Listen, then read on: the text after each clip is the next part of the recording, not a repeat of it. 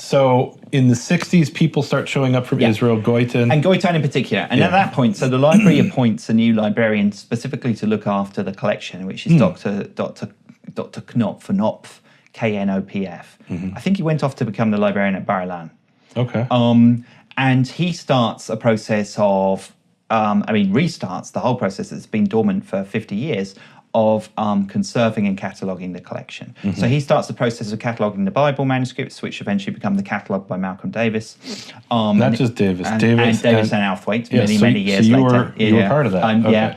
That's why I first heard your name. When I met you the first time, I'm like, wait, this guy's from the catalog. That's right. Yeah, my magnum opus. Is he real in the flesh? No, I really thought you were this legendary figure because you're Davis and Althwaite. No, I came much later. Davis had already done all the work, and I just sort of polished it for publication. Yeah. And so Dr. Knopf started that off, and then after a while, he left to go off, and they decided to appoint someone to a new person to replace him. And so that's when Stefan Reif arrived. Stefan Reif was appointed. And Stefan, sort of gauging the whole scale of the task, decided you couldn't just do this, the way that you would do any library collection. Because, libraries are full of uncatalogued, unconserved collections, because we keep things for posterity. So there's always the idea, well, you bring them into the library and we'll worry about them later, which is why things sit on our shelves for centuries, not being read or catalogued. I've been to library archives where they bring out a box. Yeah. And what's in that box?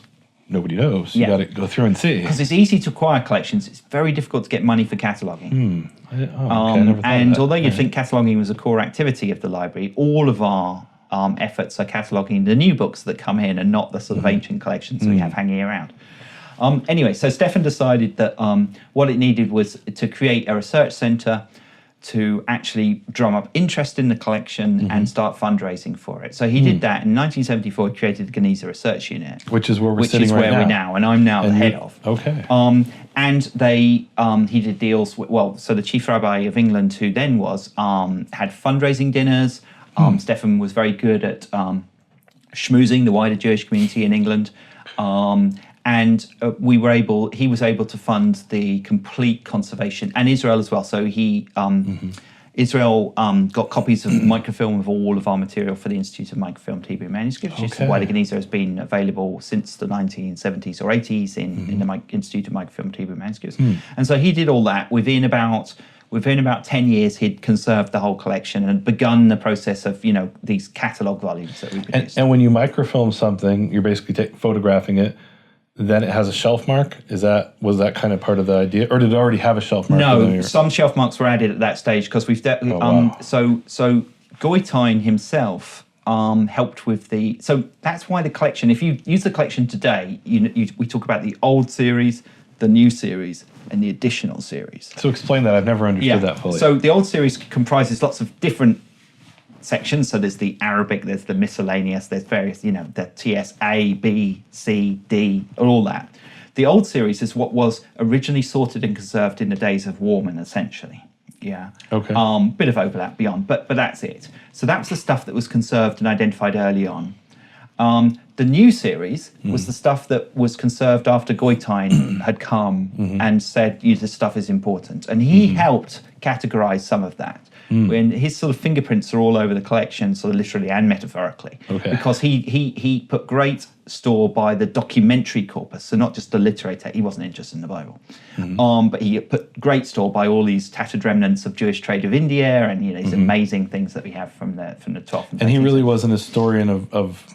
I mean, what I know of his work is mostly about merchant activity, right? Yeah. That's what I know of it. So he really was almost like an economic historian. He began life as a sort of linguist, folklorist. The first volume of, and then he was an economic historian by the time he started working on his, he wrote his 5 volumes, A Mediterranean Society. Right, that's the one I know. The first volume is called Economic Foundations. At that point, he was still an economic historian. He's interested, they didn't have spreadsheets in those days, but he would have been interested in spreadsheets. They were just physical. Yeah, right? He probably had a slide rule. Yeah.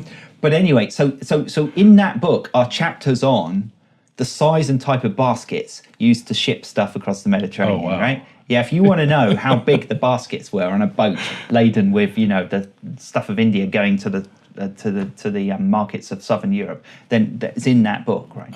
And he can give you the wages of workers and the value of the dinar and the price of bread and all that kind of stuff.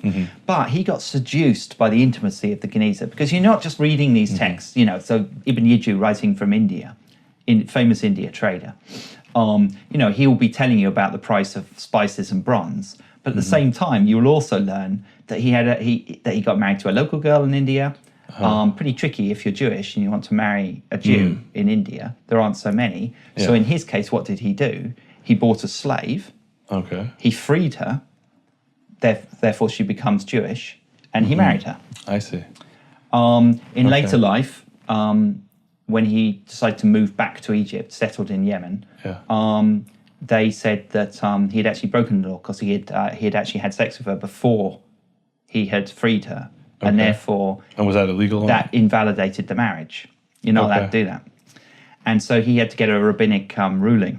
So he applied to the academy that was then in... he applied to the leadership in Yemen for a ruling. And this was a leadership that he had donated extensively to. And they ruled in his favour. That's shocking. And supposedly misquoting the Mishnah in doing so. Yeah. Yeah. It helps to be a donor, I suppose. Yeah. Okay. Yeah. Anyway, so in the course of reading these spare economic documents, he is also learning a lot about the lives of everyday people, and so his next volume is more about the family and social life, and they go on until his final volume is it's called, I can't remember what it's actually called now, the fifth volume, but anyway, he ends up with a chapter on the Mediterranean mind. And he starts talking, about these people who were products of the Mediterranean. They were neither Jew nor Muslim. They didn't see themselves in such simple terms. They were inhabitants of this great land under the Mediterranean sun.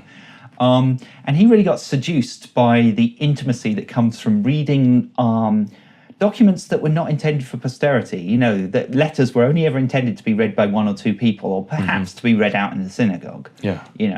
But not more than that. And yet here you are 1,000 years later, and you're reading about, why won't you come home? Your daughter is pregnant, and everyone's saying, where's her father? Wow.